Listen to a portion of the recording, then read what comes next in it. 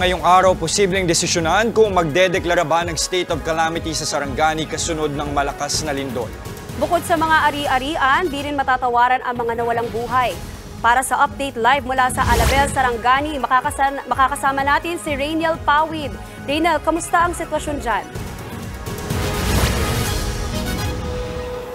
Magandang umaga sa inyo dyan sa studio. Umabot na nga sa 4 ang patay dito sa Sarangani Province dahil sa matinding paglindol nitong Biyernes. 3 sa bilang ay mula sa bayan ng Glan at 1 sa Malapatan.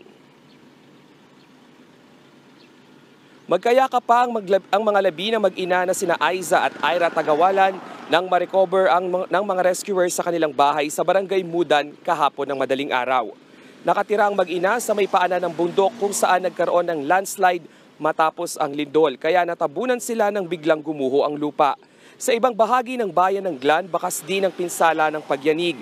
Hindi nakaligtas sa pinsala ng lindol ang kanilang munisipyo na nagtamo ng mga bitak sa kisame at dingding.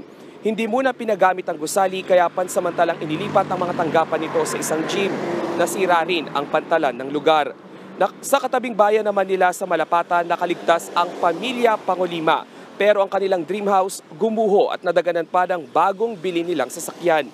Sa General Santos City naman, 3 rin ang naiulat na namatay kabilang ang isang buntis at kanyang mister na nadaganan ng pader. Higit 500 naman ang naitalang nasaktan o nasugatan. Pero ayon sa City Disaster Risk Reduction and Management Council ng Gensan, hindi isasailalim sa state of calamity ang lungsod. Kahapon ay bumisita na sa Gensan at Sarangani si Vice President Sara Duterte. Nangako siyang mabibigyan ng financial assistance ang mga biktima ng lindol at pinamamadali na rin niya ang pagsasaayos sa mga eskwelahang apektado nga ng lindol.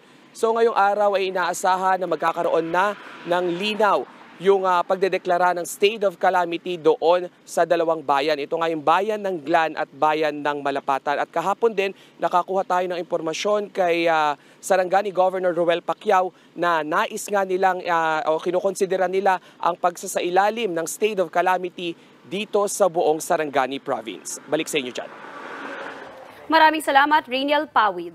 Mga kapatid, Jess De Los Santos po, huwag magpauli sa mga umaaksyong balita at napapanahong issue sa bansa. Para sa mas malawak na balitaan, mag-subscribe at mag-follow sa social media pages ng News 5.